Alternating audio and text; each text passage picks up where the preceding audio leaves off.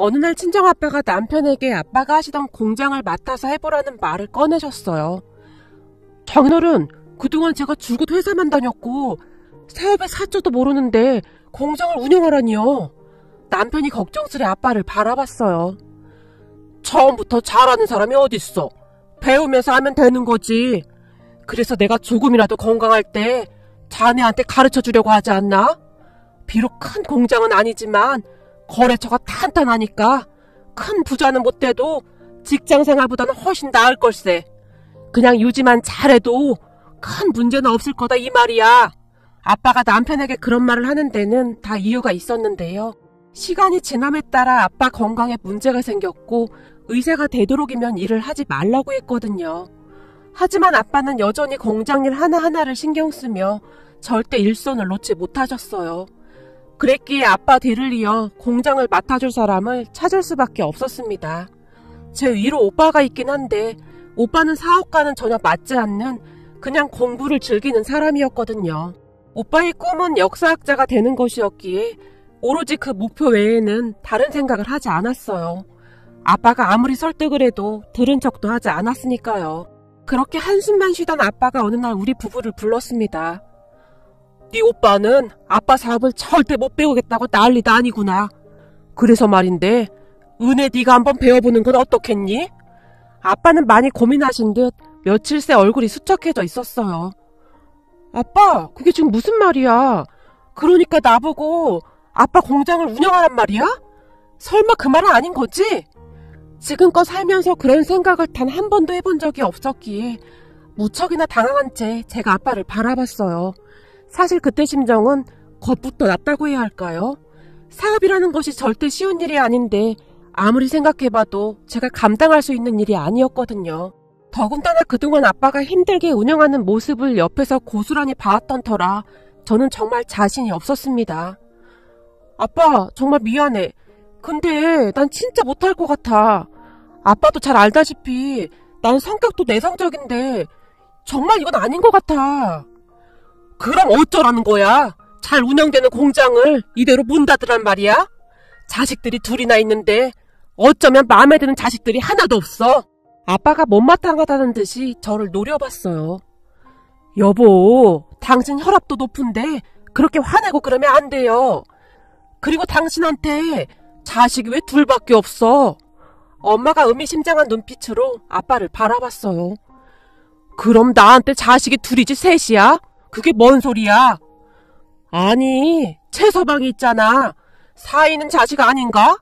우리 최서방이 성격도 시원시원하고 눈치도 빠르고 결단력도 있고 내가 보기엔 아주 적임자야. 살면서 우리 은혜가 가장 잘한 일이 최서방과 결혼한 거라니까. 엄마가 우리 남편의 등짝을 툭 하고 내리쳤어요. 장모님, 그 최서방이라고 하면 혹시 저를 말씀하시는 건 아니신 거죠? 남편이 토끼눈을 뜬 채 엄마를 바라봤어요. 그럼 우리 집안에 최서방이 또 있단 말인가? 당연히 자네를 말하는 거지. 그쯤에서 엄마가 작정을 한 듯 남편의 두 손을 꼭 붙잡았습니다. 그리고 갑자기 아빠가 실눈을 뜨며 곁눈질로 남편을 지그시 바라보시더니 그렇구만. 나한테 자식이 한 명 더 있었네. 우리 최서방이야. 어디 하나 나무랄 데가 없는 사람이긴 하지. 아빠의 표정은 만감이 교차하고 있었어요. 저기 장인어른, 그게 말이죠. 저도 자신이 없습니다. 사업이 어디 보통 일입니까? 장인어른께서 평생을 일궈온 그 공장을 제가 한순간에 말아먹을 수도 있습니다. 생각만 해도 끔찍하네요. 그러니까 저는 그냥 열심히 회사나 다니겠습니다. 남편이 저를 바라봤는데 아마도 제게 뭐라도 도와주길 바라는 듯한 그런 표정이었지만 저는 냉정하게 남편의 눈을 피해버렸습니다. 우리 최서방이 군대도 엄청 빡신데 다녀왔었잖아. 그거에 비하면 사업은 거저먹기야. 네? 장인어른, 아무리 그래도 군대랑 사업이 어떻게 비교가 됩니까? 저는 그냥 회사 열심히 다니겠습니다. 얼마 뒤면 승진도 할 것 같고 아무리 봐도 저는 회사 체질인 것 같습니다. 게다가 장인어른도 잘 아시다시피 대학교 때 국문학과를 졸업해서 기계 만지고 이런 거 진짜 소질이 없습니다. 장인어른 공장에서 보면 다른 직원들하고 기계도 막 같이 만지고 이러시던데 아유, 저는 어림도 없습니다. 자네 회사 다녀서 얼마나 받고 있나? 이 사업은 말이야, 잘만 하면 월급의 10배, 아니 그 이상도 더 받을 수 있어. 모름지기 가장이 그 정도 희생은 해야 하지 않겠나? 아빠가 헛기침을 하시며 넌지시 남편을 바라봤어요. 네? 저기 그게 우린 지금 버는 돈으로 아주 만족하며 살고 있습니다. 둘이 같이 맞벌이해서 여행도 자주 다니고 있고 맛집도 찾아다니고 있고 주말이면 영화도 보고 워라밸을 즐기고 있는데 아유, 장인어른 저는 진짜 이 생활에 아주 만족합니다. 남편이 간절한 눈빛으로 아빠를 바라봤어요. 최서방, 자네 이 정도밖에 안 되는 사람이었나? 남자가 말이야, 배포가 커야지. 나중에 우리 은혜가 임신이라도 하게 되면 그때는 어쩔 텐가? 그럼 자네 혼자 벌어서 먹여 살려야 할 텐데 그 돈으로 우리 손주를 먹여 살릴 수나 있겠나? 아빠가 다시 헛기침을 하며 곁눈질로 남편을 바라봤어요. 그게 회사에 출산휴직계도 있고 하니까 괜찮을 것 같은데요? 안 그래 여보? 남편이 간절한 눈빛으로 제게 도움을 요청하고 있었어요. 하지만 가만히 생각해보니 부모님의 말씀이 틀리지 않다는 생각이 들었어요. 오빠와 저보다는 남편이 성격도 좋았고 판단력도 좋았거든요. 회사에서도 다른 사람들보다 승진이 빠른 편이었으니까요. 그래서 저는 저 대신 남편이 아빠의 후계자가 되도록 응원해 주기로 했습니다. 아니죠. 남편이 아니면 제가 대신 할 수밖에 없는 상황이었기에 제게는 선택의 여지가 없었다는 말이 더 맞겠네요. 그러게, 역시 우리 엄마가 사람 보는 눈이 있었어. 이래서 연륜을 절대 무시 못한다니까. 내가 아까부터 곰곰이 생각을 해봤거든. 근데 아무리 생각해봐도 당신이 적임자 같아. 역시 내가 결혼을 참 잘했다니까. 그지 아빠? 내가 이렇게 훌륭한 신랑감을 안 데려왔으면 어쩔 뻔했어? 은혜야, 1억이야? 남편이 저를 있는 대로 노려봤어요. 자기야, 나도 사모님 소리 좀 들어보자. 그리고 앞으로 돈 들어갈 일이 한두 가지가 아니잖아. 그러니까 자기가 아빠를 잘 도와드려. 이런 기회가 어딨어? 그러면 아빠도 좋고 자기도 좋고 금상첨화네. 제가 호들갑을 떨어댔어요. 엄마와 제 응원에 힘을 입은 아빠는 남편을 후계자로 결정하신 듯 했어요. 그래, 결정했다. 최서방이 잘 해주리라 난 믿네. 자네라면 충분히 잘 해낼 걸세. 장인어른, 저는 정말 자신이 없긴 합니다만 한번 생각은 해보겠습니다. 남편이 기어들어가는 목소리로 겨우 말을 했어요. 그런 남편을 보며 약간은 미안한 생각이 들었어요. 아빠, 근데 용수 오빠 말이야. 아빠 공장에서 일한 지 꽤 오래됐잖아. 그럼 전반적으로 일도 많이 할 텐데 용수 오빠한테 맡기면 되는 거 아니야? 내가 볼 땐 용수 오빠가 딱 적임자구만. 용수 오빠는 제 사촌 오빠로 큰아빠 아들입니다. 그동안 아빠와 같이 꽤 오랜 기간 동안 일을 해왔기에 그 누구보다도 공장 일을 많이 알고 있었거든요. 내가 그동안 어떻게 운영한 공장인데 그게 그렇게 쉽지가 않은 거야. 아빠가 갑자기 긴 한숨까지 내쉬었어요. 뭐야, 아빠 설마 반드시 아빠 아들딸이 물려받아야 한다는 그런 조선시대 생각을 하고 있는 거 아니야? 요즘 보면 전문 경영인도 많이 있잖아. 사고를 조금만 바꾸면 그거 아무것도 아니야. 그런 건 아닌데 난 우리 최서방이 해줬으면 좋겠구나. 우리 최서방 정도가 돼야 내가 믿고 맡기지. 아빠가 제 말을 들은 척도 하지 않은 채 그 말만 되풀이할 뿐이었어요. 그렇게 우리 남편은 하루아침에 아빠 공장의 후계자가 되었습니다. 직원이 50명 정도 근무하는 공장인데 그동안 아빠가 나름 탄탄하게 키워놓으셨기에 사실 잘만 운영한다면 직장 생활보다 괜찮은 건 분명했어요. 하지만 남편은 한동안 잠을 이루지 못할 정도였습니다. 어느 날 시댁에 가서 시부모님께 남편이 아빠 공장 일을 본격적으로 맡아서 하게 되었다고 조심스레 말을 꺼냈습니다. 어머님, 아버님, 우리 아빠 건강이 안 좋아지셔서 아빠가 공장을 이 사람한테 맡긴다고 했어요. 갑작스레 얘기가 된 거라 미리 말씀을 못 드렸어요. 미리 말씀 못 드려서 죄송해요. 제가 어렵게 말을 꺼냈습니다. 뭐? 우리 아들이, 그러니까 여기 최성민 씨가 사돈 공장을 물려받는다 그 말이냐? 네, 잘 알다시피 우리 오빠랑 저는 그쪽으로는 영 소질이 없잖아요. 그나마 이 사람이 성격도 좋고 이래저래 제일 안심이 된다고 부모님께서 이해한테 부탁했어요. 아니, 아무리 그래도 그렇지. 이건 좀 아니지 않니? 생각해봐라. 국어 국문학과 나와서 맨날 소설이나 쓴다고 그러다가 어렵게 어찌어찌 대기업에 들어가긴 했다만 난 아무리 봐도 우리 아들이 공장 운영을 잘 할 수나 있을지 걱정이 되는구나. 바깥 사돈이 그 공장을 얼마나 애지중지 키웠는데 그 누구보다도 우리가 잘 아는데 그거 홀라당 말아먹으면 어떻게 하냐? 이거 진짜 아닌 것 같다 얘. 시어머님의 얼굴에는 근심이 가득해 보였어요. 뭐야 엄마? 아무리 그래도 엄마 아들한테 말을 너무 함부로 하는 거 아니야? 아니 내 말은 그게 아니라 이 공장 운영한다는 게 어디 보통 일이니? 근데 네가 그 공장을 운영하겠다고? 기계의 기자도 모르는 네가? 너 가만히 생각해봐. 완전 기계치에다가 멀쩡한 것도 건드려서 다 고장내는 마이너스 손이잖아. 거기다 맨날 그 뭐냐 똘스토인가 뭔가 그 양반 책만 끼고 살던 네가 공장을 운영한다고? 네가 기계를 어떻게 만져? 아무래도 이건 아닌 것 같다. 시어머님께서 걱정스레 남편을 바라보셨어요. 엄마, 그리고 똘스토이가 아니고 톨스토이거든? 남편이 뾰루퉁한 표정으로 시어머님을 바라봤는데요. 그 순간 옆에 있던 시누이가 한마디를 덧붙였어요. 그러게, 오빠 전등도 무서워서 못 가는 사람이 그걸 어떻게 하려고 하는 거야? 내가 봤을 때 이건 그냥 게임 오버야, 게임 오버. 언니, 잘 생각하세요.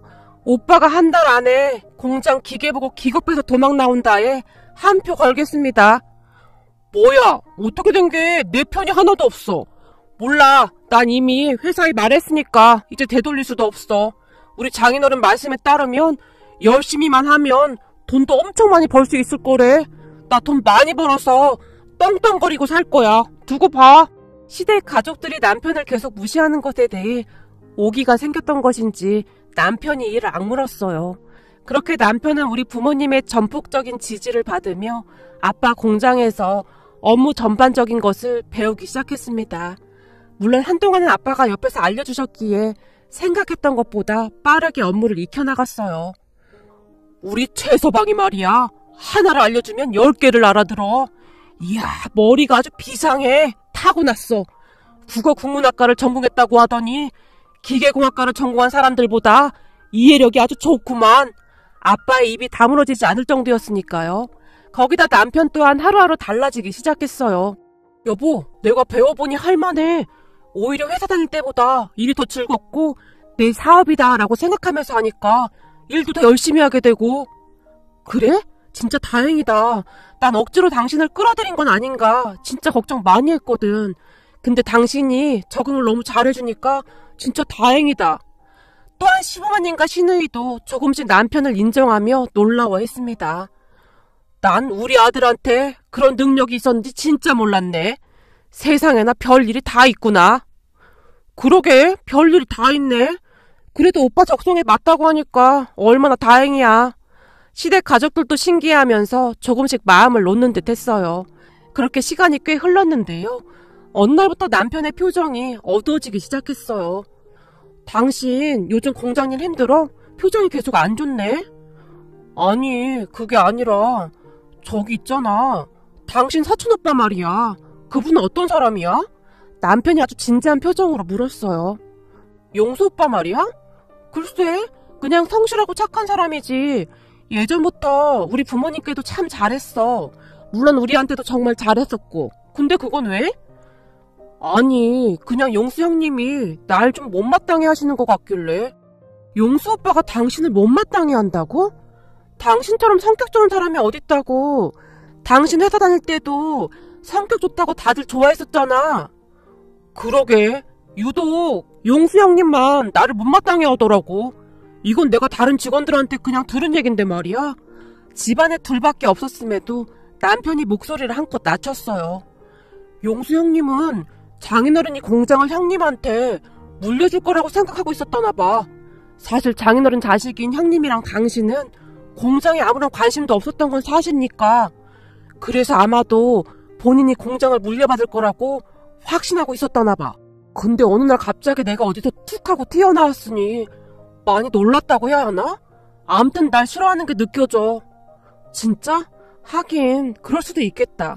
나도 그게 좀 이상하긴 했거든. 용수 오빠가 일도 엄청 열심히 하고 그랬거든? 그래서 우리 오빠랑 난 당연히 사촌 오빠가 공장을 물려받겠구나 싶었는데 아빠가 용수 오빠를 내 친구나 마찬가지잖아? 물론 그동안 아빠가 용수 오빠한테 공장을 물려주겠다 뭐 그런 말을 하진 않았지만 그래도 암암리에 다들 그렇게 생각하고 있었으니까 용수 오빠 입장에서는 기분이 썩 좋지는 않았을 거야. 남편의 이야기를 듣다 보니 아빠가 용수 오빠에게 공장을 물려주지 않은 이유가 더 궁금해졌어요. 근데 직원들 말로는 장인어른께서 용수 형님을 딱히 마음에 들어하지 않으셨대. 그래서 중요한 일은 잘 맡기지도 않았다는 말도 있더라고. 진짜? 참 의외네. 근데 아빠가 그렇게 하신 거면 분명히 이유가 다 있을 거야. 제 말 듣던 남편의 표정이 심상치가 않아 보였어요. 뭔가를 골똘히 생각하는 듯 했거든요. 근데 저기 있잖아. 우리나라 사람들은 왜 이렇게 쥐를 좋아하는 걸까? 그게 무슨 말이야? 쥐라니. 제가 놀란 채 남편을 바라봤어요. 아니, 우리 공장만 해도 라인이 몇 개인지 모르겠어. 장인어른 라인으로 줄을 선 사람들도 있고 용수 형님 라인 쪽으로 줄을 선 사람들도 있더라니까. 그래서 그 두 라인이 맨날 티격태격이야. 난 설마 공장에 그런 게 있을까 싶었거든. 근데 말도 마. 지금 난리도 아니야. 이건 말이야. 궁중 암투는 저리 가라야. 남편이 잔뜩 미간을 찌푸렸어요. 진짜? 그럼 당신 라인도 있는 거야? 장난해. 내가 공장에서 일한 지 얼마나 됐다고 내 라인이 있겠어? 그래도 이제부터 당신이 후계자인데 당신 라인도 있어야 하는 거 아니야? 우와, 그럼 혹시 TV에 나오는 그 사극의 왕처럼 직원 식당 음식을 김이상궁이 먼저 먹어보고 당신한테 주고 그래야 하는 거 아니야? 제가 침까지 꼴깍 삼키며 남편을 바라봤어요. 그건 또 뭔 말이야. 난 지금 농담할 기분이 아니란 말이야. 아니, 내 말은 궁중 암투 때문에 내가 가부가 될 순 없잖아. 그니까 항상 조심하란 말이야. 당신은 지금 이 상황에 농담이 나와? 내가 미친다 미쳐. 남편이 저를 있는 대로 노려봤어요. 자기야, 걱정하지 마. 내가 내조 잘할 테니까. 내가 오늘부터 사극이란 사극은 모조리 다 보고 암투극에서 승리할 수 있는 방법을 연구해볼게. 그러니까 항상 몸조심해야 해. 누가 음료수 준다고 그냥 막 덥석 받아먹지 말고. 제가 진지한 표정으로 남편의 등을 토닥였어요. 됐다 됐어. 내가 무슨 말을 하겠냐. 난 라인 이런 거 딱 질색이거든. 그렇게 남편과 저는 한동안 심각하게 이런저런 이야기를 나눴는데요. 남편은 많이 심각해 보였지만 저는 그저 웃음만 나올 뿐이었어요. 직원이 50명 정도 되는 공장에서 무슨 일이 그리도 많은 것인지 신기했거든요. 하지만 남편은 생각했던 것보다 일을 훨씬 빨리 배워나갔습니다. 남편이 메고 다니는 가방에는 여러 가지 공장 부속품들이 많이 들어있기도 했어요. 아니, 이걸 왜 집에까지 가지고 오는 거야? 내가 문과 출신이라 이쪽으로는 진짜 아무것도 모르잖아. 그래서 빨리 익혀야 할 것 같아서 공부하려고. 그래야 무시당하지 않지. 그렇게 우리 거실 한켠에 기계 부속품들이 하나둘씩 늘어나기 시작했습니다. 그리고 아빠는 그런 남편을 정말 자랑스러워 하셨고요. 우리 최서방이 일도 열심히 잘하고 성격도 참 좋아. 내가 몇 달 동안 거래처 사장들한테 인사시켰는데 다들 아주 듬직하다고 부러워하더구나. 거기다 우리 공장 직원들한테도 어찌나 예의 바르게 행동을 하는지 다들 입이 닳도록 칭찬하고 있어. 공장장이 원래가 무뚝뚝해서 웬만하면 괜찮다는 말을 절대 입 밖으로 하는 사람이 아닌데 우리 최서방은 아주 괜찮은 사람이라고 그렇게 칭찬을 하지 뭐야. 모르는 게 생기면 우리 최서방이 공장장을 졸졸 따라다니면서 이해가 될 때까지 하루에 100번도 더 물어본단다. 그러더니 몇 달 만에 그걸 다 익혔다고 하더구나. 아빠의 얼굴에 미소가 가득했어요. 장인어른 과찬이십니다. 아직 많이 부족해서 공장 직원들에게 죄송하기만 합니다. 앞으로 더욱 열심히 배우겠습니다. 그렇지, 그래야 하는 거지. 벼는 익을수록 고개를 숙여야 하는 거라고 했잖나. 우리 최서방이 공장 직원들 말에 귀 기울여주고 배우려고 노력하니까 얼마나 좋아 그래? 사장이랍시고 목만 빳빳이 들고 다니면 누가 도와주겠나? 아주 잘하고 있네. 마치 아빠에게는 우리 남편만 존재하는 듯 아빠는 허구한 날 남편 칭찬뿐이었어요. 거봐 내가 뭘 했어. 내가 딱 보고 우리 최서방이 해낼 줄 알았다니까. 아주 기특해. 엄마가 남편의 손을 덥석 잡으며 활짝 웃었어요. 그렇게 우리 남편은 승승장구 해나가고 있었습니다. 그러던 어느 날 생각지도 못한 일이 일어났는데요. 그 사건으로 인해 공장이 발칵 뒤집어지고 말았어요. 그러니까 남편이 점점 일을 배워나가기 시작하면서 공장에 대해 전반적인 흐름을 꿰뚫기 시작했어요. 그러다 보니 남편의 눈에 이상한 것들이 한두 개씩 보이기 시작했다는데요. 공장장님의 도움을 받아 꺼림칙한 부분들을 샅샅이 조사해 나갔던 모양입니다. 그런데 정말 놀랍게도 그 사건에 사촌오빠가 연루되어 있더랍니다. 그러니까 한마디로 표현하자면 사촌오빠가 앙심을 품고 본격적인 공장 암투를 벌였던 것 같았어요. 그때 사촌오빠의 만행이 하나둘씩 드러나기 시작했거든요. 와 진짜 무섭더라니까. 내가 공장 일을 조금씩 맡아서 하면서부터 거래업체에 보내줄 대금도 계속 미루고 내가 그런 지시를 내렸다고 거래업체에 이상한 소문도 내고 게다가 내 지시사항이라고 오랫동안 거래해오던 업체랑 계약이 끊어진 것도 있더라니까. 아마도 장인어른이 날 신뢰하지 못하게 만들기 위해 회사에 손해를 끼치면서까지 중간에서 계속 이간질을 하는 것 같아. 요즘 장인어른이 날 보는 눈빛도 좀 이상하고 암튼 사촌형님이랑 어디다 말하기도 그렇고 참 난감하네. 진짜? 아니 그 공장 안에서 별일이 다 일어나는구나. 내가 공장을 안 맡길 잘했지. 아유 생각하기도 싫다. 근데 얘기 듣고 보니 사촌오빠 너무 괘씸하네. 내가 아빠한테 말할까? 아니 그러지 마. 그러면 나도 같은 사람 되는 거니까. 남편이 급히 손사래를 쳤어요. 그러던 어느 날 정말 뜻하지 않게 한 직원에 의해 공장 암투가 종지부를 찍게 되었는데요. 퇴근 후 남편이 맥주를 마시면서 조용히 말을 꺼냈어요. 아무래도 용수 형님 앞으로 회사 다니기 어려울 것 같아. 정말이지 용수 형님. 생각했던 것보다 더 최악이야. 용수 형님 라인에 있던 직원 한 명이 있었는데 둘이 퇴근하고 당구장에서 당구를 쳤었다나 봐.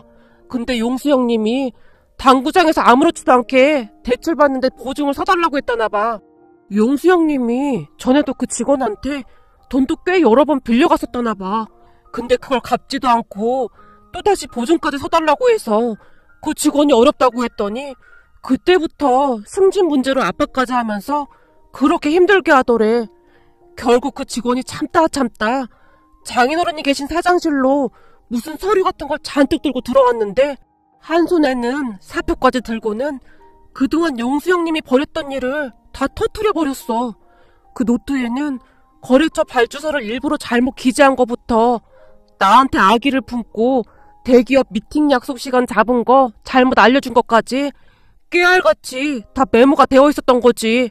그 직원이 용수 형님 라인이지만 언제든지 팽당할 수 있을 것 같아 본인도 준비를 했던 것 같더라고. 참 공장 안에서 이게 무슨 궁중 암투도 아니고 씁쓸하다.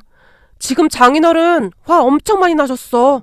거기다 당구장에서 당구 치고 호프집에서 맥주 한 잔씩 마신 모양인데 그때 용수 형님이 하는 얘기를 그 직원이 모조리 녹음까지 한 모양이더라고. 그 녹음한 내용을 사장실에서 바로 틀어버린 거지. 나도 나중에 잠깐 들어봤는데 내용이 어마어마하더라고. 라며 남편이 자세히 설명을 해줬는데요. 녹음 내용을 대략 요약해보면 내가 이 공장 못 가진다면 싹 다 망하게 해버릴 거야. 어디서 그지 같은 게 들어와서는 다 된 밥에 죄를 뿌려. 그동안 내가 그 영감 앞에서 아양 떠느라 얼마나 고생했는데 그 인간이 날 이렇게 대접해? 그래도 작은 아빠라 철석같이 믿고 있었는데 날 배신해? 내가 이 공장 빼앗아서 사장하기로 우리 아버지랑 얘기 다 맞춰놨는데 이것들이 진짜 사람을 물로 보고 있어? 정말이지 듣고도 믿을 수 없는 말들이 흘러나왔는데요. 남편이 고개를 절레절레 흔들며 긴 한숨을 내쉬었어요. 결국 사촌오빠는 공장에서 쫓겨났습니다. 그동안 네가 뒤로 해먹은 거 다 메꿔야 할 거야. 안 그러면 나도 가만 안 있을 거다. 내가 너한테 공장을 넘겨주지 않은 이유를 이제야 알겠냐? 난 이미 오래전부터 네가 공장만 노리고 나한테 아부한다는 걸 다 알고 있었어. 너보다 연세가 한참 많으신 분들한테도 반말 찍찍 해대면서 지시하고 부시하고 네가 뭐가 그렇게 잘나서 열심히 일하는 내 공장 식구들한테 함부로 해. 눈 있으면 너도 똑똑히 봐라. 지금 우리 사위가 직원들한테 어떻게 하는지 저게 바로 사장의 모습인 거야. 내가 미쳤다고 너한테 공장을 넘기겠냐? 그러니까 항상 바르게 살았어야지. 아빠가 사촌오빠를 노려봤다는데요. 작은아버지, 죄송해요. 제가 잠깐 정신이 나갔었나 봅니다. 한 번만 용서해주세요. 혼비백산한 사촌오빠가 아빠 앞에 무릎까지 꿇은 채 눈물만 뚝뚝 흘렸다고 합니다. 하지만 아빠는 사촌오빠에게 철저한 응징을 했습니다. 그 모습에 큰아빠가 찾아와서 우리 아빠에게 막말을 하기도 했는데요. 우리 용수가 아무리 큰 잘못을 했다고 해도 그렇지 평생을 이용만 해먹고 이제 와서 네가 어떻게 이럴 수가 있어. 우리 용수가 다른 사람도 아니고 네 하나뿐인 조카인데. 형님도 이제 그만 좀 하세요. 그동안 형님이 어찌했는지 내가 다 들었습니다. 어떻게 하면 우리 공장을 가로챌까 그 고민만 하셨더군요.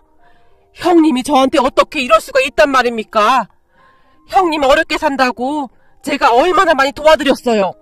그런데 형님이 저한테 이럴 수는 없는 겁니다. 아빠가 큰아빠에게 녹음된 내용을 들려주었는데요. 아니 이걸 누가 녹음한 건가? 사촌오빠의 생생한 목소리가 그대로 흘러나왔거든요. 형님, 악한 마음을 품고 모이는 자들은 원래가 충성심이 없기 마련입니다. 왜냐하면 그 자들은 돈만 보면 왔다 갔다 하는 간신배들이거든요. 하지만 진심으로 내 편인 사람들은 절대 배신하지 않죠. 무슨 일이 있어도 의리를 지키거든요. 아빠가 큰아빠를 안타까운 듯이 바라보셨어요. 우리 인연도 여기까지입니다. 그러니까 앞으로 우리 앞에 다시는 나타나지 마세요. 동생, 미안하네. 사실 우리 용수가 서운하지 않았겠나? 당연히 공장을 물려받을 거라고 생각했을 텐데 하루아침에 팽당했으니 얼마나 서운했겠는가. 그러니까 한 번만 눈 감아주게나. 큰아빠가 아빠에게 간절한 목소리로 말했어요. 아니요, 그건 안 됩니다. 제가 형님 가족들 어려울 때 그동안 챙겨준 게 얼만데 사람이라면 절대 이럴 수는 없는 겁니다. 아빠의 얼굴에는 분노가 가득해 보였습니다. 그렇게 사촌오빠가 공장에서 쫓겨난 뒤 다시 평화가 찾아왔습니다. 어느 날은 제가 남편에게 줄 아이스커피를 만들어서 잠시 공장에 들렀는데요. 정말 감사합니다. 우리 사장님 덕분에 우리 아들 수술이 아주 잘 됐습니다. 나이가 지긋하신 한 공장 여직원분이 우리 남편의 손을 잡은 채 눈물까지 흘리고 있었어요. 아닙니다. 저도 아무것도 모를 때 우리 직원분들이 많이 알려주셔서 항상 감사했습니다. 직원분들께 의지도 많이 했었고요. 제가 처음 일 배운다고 돌아다닐 때 많이 답답하셨을 텐데 믿고 도와주셔서 정말 감사했습니다. 제가 이 회사 잘 운영해서 우리 공장 가족들이 즐겁게 일할 수 있도록 항상 노력하겠습니다. 정말 고맙습니다. 남편 먼저 떠나보내고 홀로 힘들게 아들을 키웠는데 갑자기 백혈병에 걸려서 눈앞이 깜깜했습니다. 수술비도 수술비인데 병원비도 어찌 감당해야 하나 걱정하다가 혹시 몰라 사장님께 말씀드렸는데 잠시도 망설이지 않고 도와주셔서 정말이지 너무나 놀랐습니다. 제가 이 은혜는 살면서 평생 갚겠습니다. 어르신의 눈에는 눈물이 그렁그렁했어요. 남편은 그 뒤에도 공장 직원들을 챙기며 잘 운영하고 있습니다. 남편의 행동은 아빠의 모습을 그대로 빼다 박았다고 해도 과언이 아니었는데요. 아빠가 공장을 운영하시면서 매달 보육원에 후원하던 것이 있었는데요. 그것도 그대로 유지하고 있습니다. 물론 저도 대찬성한 건 말할 것도 없었고요. 전에는 말이야, 기부라든지 이런 거에 대해 잘 몰랐었는데 내가 가진 것을 나누는 건 참 행복한 일이야. 내가 준 장학금으로 보육원 아이들이 대학도 가고 병원도 다니고 요즘 난 정말 살맛이 난다니까. 난 요즘 장인어른께 너무 감사드려. 사람이 어떤 마음가짐으로 살아가야 하는지 몸소 보여주셨거든. 우리 장인어른 같은 분을 만난 건 내 인생에서 가장 큰 행운이야. 남편은 아빠가 하는 것이라면 무조건 따르고 믿었거든요. 사실 우리 아빠가 사회에 좋은 일을 많이 하신다는 것을 알고 있긴 했지만 그토록 많은 일을 하시는지는 오빠도 저도 잘은 모르고 있었어요. 그 모습들을 보며 아마도 우리 아빠가 남편을 선택한 이유도 그러한 것에 있지 않았을까 하고 생각해 봅니다.